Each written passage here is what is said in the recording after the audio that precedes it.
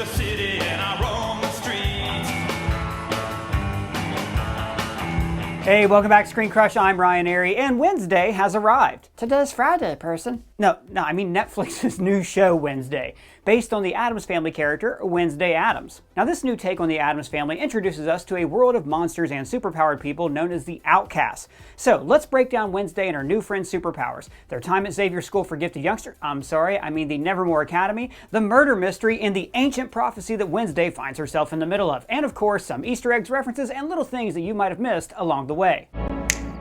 Nevermore Academy was founded in 1791. The school's mission is to assist each student in mastering their unique abilities in a safe and accepting environment. What kind of superpowers they got going on over there? Well, let's start with Bianca. She's a siren. Now, sirens come from Greek mythology. Traditionally, sirens look like mermaids and have the power of persuasion. And when they use their power of persuasion, it sounds like singing. And we actually saw this in Wakanda Forever with the underwater species, the Talikons. They possessed a similar ability. In this series, however, sirens only look like mermaids when they're in the water. When they're on dry land, they look human. In this world, sirens can also use their persuasion powers without needing to sing. They can simply tell someone what to do, and that person will do it. You're coming with us.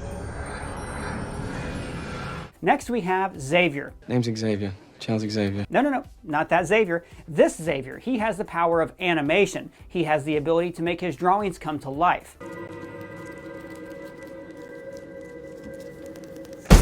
Next up, Ajax. Hey, is Ajax your actual name? Because it sounds suspiciously made up. What is it really? Kevin? Bruce? Scott? Mitch? The Rickster? Is it Basil Fawlty? Ajax is a Gorgon, another creature from Greek mythology. Like Medusa, he has snakes on his head. Snakes that he keeps covered because if you look into their eyes, you turn to stone. Now, there's a scene in the show where Ajax actually accidentally turns himself into stone when stepping out of the shower and catching a glimpse of himself in the mirror. But, unlike in other fiction, his transformation is not permanent. We then have Rowan, and his power is telekinesis, the ability to move objects with your mind. Next we have Enid, a werewolf. She's a werewolf, but she's actually a late bloomer. That's all I got. My mom says some wolves are late bloomers. Next up is Eugene, and he can control bees. Because I have a very big smoker, and I handle it like a pro. Would you like to see it? Hey, for the holidays this year, let's do something really nice, like for the squirrels. Squirrels? Yeah, you know my friends the squirrels. I play tag with them all the time in the park. Let's do something nice for them. Well, we could always help plant more trees, so let's buy someone a certificate from Established Titles. They're the sponsor of this video. Established Titles is a fun, novelty gift that grants you a 1 square foot souvenir plot of land in Scotland, which, according to Scottish custom, allows you to be granted the title of Lord or Lady. Now, my own souvenir plot of land is on a private nature reserve in Edelston, and my purchase helps to preserve their woodlands. So, when you buy this land, the company makes an agreement to never develop it. It will remain woodlands forever. And that's the cool thing about this certification. It's not just a novelty gift, it helps protect the woodlands of Scotland. With every order, Established Titles plants trees all over the world through their charity partners One Tree Planted and Trees for the Future. You get this certificate with an official crest, and purchasing a title pack will give you at least 1 square foot of dedicated land with a unique plot number so you can see the exact location of your land. This is the plot that I bought, and then you will be allowed to officially change your name to Lord or Lady. Of course, you can just always change your name anytime you want. Yes, that's true, but doing it this way allows you to help the environment and have a lot of fun. It also makes for a terrific last-minute gift. I mean, just look at some of these reactions. Lord Joe Green. Yes! Lord Kenneth Delane Albert. All right. Hey, look at that. You will be calling me Lord! Established Titles is actually running a massive holiday sale right now. Plus, if you use the code ScreenCrush, you get an additional 10% off. The first 200 people purchasing a title pack using my link will effectively be next to my plot or within a few minutes walking distance. So depending on how many of you want to become a Lord or Lady, we can build our own little ScreenCrush kingdom. So visit establishedtitles.com/ScreenCrush to help plant trees all over the world. Now, back to what I was saying. And then there's Principal Weems, played by Game of Thrones and Star Wars actor Gwendolyn Christie, and she is a shapeshifter. And then we have the iconic Uncle Fester. Now, in this series, he's portrayed by Fred Armisen. He has the power of electricity. Oh, like the Senate? Exactly. No, you must die! And last, we got Tyler. Tyler is your classic handsome nice guy revealed to be the bad guy. Now it's revealed that he is the series' mysterious serial killer monster, the Hyde. Now the show does a pretty decent job at keeping the fact that Tyler is the Hyde pretty unpredictable. In fact, when it's revealed via one of Wednesday's visions that Tyler is the Hyde, you find yourself wondering if her vision was even accurate, because earlier this season we got this line from her mother, Morticia. Our psychic ability resides on the spectrum of who we are. What do you mean, her vision? Oh, right, I forgot to tell you. Wednesday's power is the power of clairvoyance. Throughout the series, we see Wednesday have visions of the past, the present, and the future, a key tool to helping her piece together the show's murder mystery. Now, interestingly enough, it wasn't Wednesday's powers that got her sent to Nevermore. It was Wednesday's maniacal nature and lust for misfortune and tragedy that led to her admission to the Academy, along with her parents being former Nevermore alumni. I promise you, my little viper, you will love Nevermore. Won't you, Tish? Of course you will. It's the perfect school for her. Why? Because it was the perfect school for you. So Wednesday was admitted to the school without confirmation that she had powers. So she was admitted simply because she's so different from all the normies. You mean because she has serial killer tendencies? Yeah, pretty much. Now, speaking of normies, we have Marilyn Thornhill, portrayed by the original theatrical Wednesday Addams, Christina Ricci. Is that your bathing suit? Is that your overbite? And this is where the twist comes in. Oh, is she really reprising her role as Wednesday from those Addams Family movies, and she's traveled to a different universe to encounter her multiversal self? No, but that would have been really cool. High five. Ritchie's character, Marilyn Thornhill, is revealed to be one of the descendants of Joseph Crackstone, a colonizer who stole the land that the town of Jericho and Nevermore Academy are built on. Crackstone not only participated in the genocide of natives, but he also sought to eradicate outcasts. Expunge this new world of every outcast. Now there is a prophecy that reveals the return of Joseph Crackstone in modern day, going up against what appears to be Wednesday Addams. Now the prophecy was misinterpreted as Wednesday destroying Nevermore, but it's actually the genocidal madman Joseph Crackstone who is there to destroy the school. A prophecy that misread could have been. He is resurrected by his descendant, Marilyn Thornhill, whose real name is Laurel Gates. You can drop the act, Laurel. Should have known it was you. Now, the parallels between the treatment of the outcasts and the real-world bigotry are showcased very well. Not only bigotry of the past, but also present-day bigotry as well. Like the mutants in the X-Men comics, the poor treatment of the outcasts symbolizes racism, homophobia, and xenophobia. Oh, I love xenomorphs. No, buddy, xenophobia. It's when you are prejudiced against someone from another place, like from a different country. Yeah, and xenomorphs are from another planet, so if you don't like them, then you're xenophobic. The same thing, person. Stop gaslighting me. You know what? I guess that's true.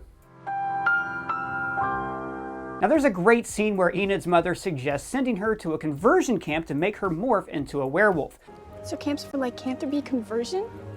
No need to be dramatic, Enid. You want to send me to conversion therapy for werewolves? Now this is a reference to real-world conversion therapy camps run by more radical lanes of evangelical Christianity. They hold the belief that homosexuals can and should be converted to heterosexuality. Well, that's silly. Yeah, I know. And you can tell by Enid's reaction how upsetting it was for her own mother to think that there's something wrong with her, simply because she's yet to wolf out. Another scene that actually made me laugh was when Laurel meets Crackstone. And unsurprisingly, he's a misogynist. Be gone, or I will count thy tongue from thy wretched mouth. Never meet your heroes. So, Wednesday defeats Crackstone and Laurel. Her multiversal self. Yeah, but some questions are still left unanswered, such as Wednesday's mysterious stalker. And we get a setup for Season 2 that is certain to be greenlit after this immense success of the first season. Now, we also noticed some fun Easter eggs that we wanted to point out. The double snap to enter the Nightshade Library is a reference to the famous Addams Family song. Jenna Ortega choreographed her famous Wednesday dance herself, and it's become a trend on TikTok. She took inspiration from Susie Sue, Bob Fosse, and goth dance club reels from the 1980s. Ortega also learned the cello, fencing, archery, and German for the role of Wednesday. Now, when meeting Tim Burton to talk about the casting for Wednesday, Ortega just finished shooting a horror movie, and she was covered in fake cuts, so it was kind of faded from there. Now, while she was portraying Wednesday, Jenna Ortega refrained from blinking on camera. Ortega started this trait and was insisted to continue it by Tim Burton. 4 out of 8 episodes were directed by Tim Burton. The monster of the story has the famous Burton style with enlarged eyes and a sallow face. The original score is by Danny Elfman, who of course is known for often collaborating with Tim Burton. In fact, they both share the same first feature film, Pee-wee's Big Adventure. There is a portrait of Ignatius It in the Nightshade Library, and this is a reference to Cousin It, who was introduced in the 1964 television series. There are many Edgar Allan Poe references throughout this show. In the series, he also attended Nevermore Academy, and the term Nevermore is actually a famous line in his poem the Raven, and the term Raven alludes to Wednesday's psychic powers. There are more Edgar Allan Poe references. During the tournament scene, all 4 teams are named to reference Edgar Allan Poe's stories: Black Cat, Pit, Pendulum, the Gold Bug, and the Cask of Amontillado. 2 of these teams, the Black Cats and the Cask of Amontillado, look eerily similar to the DC villains, the Joker and Catwoman, 2 characters used by Tim Burton in his Batman films. When Tyler says to Wednesday, "You're not scary, you're more kooky," and she says, I prefer spooky. this is a nod to the original 1964 TV series theme song. They're creepy and they're kooky, mysterious and spooky. The character of Yoko looks to resemble Yoko Ono, who wore similar glasses throughout her life alongside John Lennon. The plant Thornhill gave Wednesday was a black dahlia, and Wednesday says it reminds her of her favorite murder. This was, of course, a very real murder that took place where a woman was cut in half, and it was referenced in Spider-Man Far From Home. Black Dahlia, like the murder.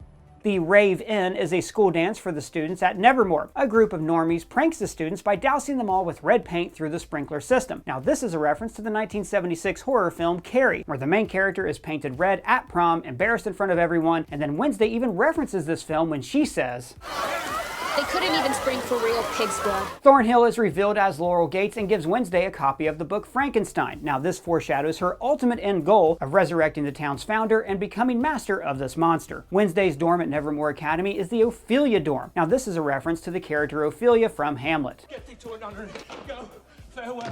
But also a nod to her Aunt Ophelia. The town of Jericho being built around an amusement park titled Pilgrim World is a reference to the movie The Addams Family Values, in which Wednesday burned down a camp she'd been sent to while pilgrims enjoyed their Thanksgiving feast. There is also a reference to the Girl Scouts line from the 1991 movie where she eats Girl Scouts for breakfast. In the first movie, when they're selling Girl Scout cookies, Wednesday asks, Are they made from real Girl Scouts? The showrunners, Miles Miller and Alfred Goff, hide their names in one of the town window panes, titling a building Miller and Goff Realty. So the set designers loved referencing Tim Burton's previous works. In Principal Weeb's office, there is a shrunken head in a jar, possibly referencing Tim Burton's Beetlejuice, and there are also previous Tim Burton characters in the taxidermy shop. Pugsley's introduction, shoved into a locker with an apple in his mouth, is similar to how he was introduced in the 1991 movie The Addams Family. The town sheriff calls Wednesday Velma in a belittling fashion. Now, this is possibly a nod to the mystery gang crossing over with the Addams Family in 1972. So let us know, what did you think of Netflix's Wednesday? Are you excited for season 2? And did you find any Easter eggs we missed? Let me know in the comments below or at me on Twitter. And if it's your first time here, please subscribe and smash that bell for alerts.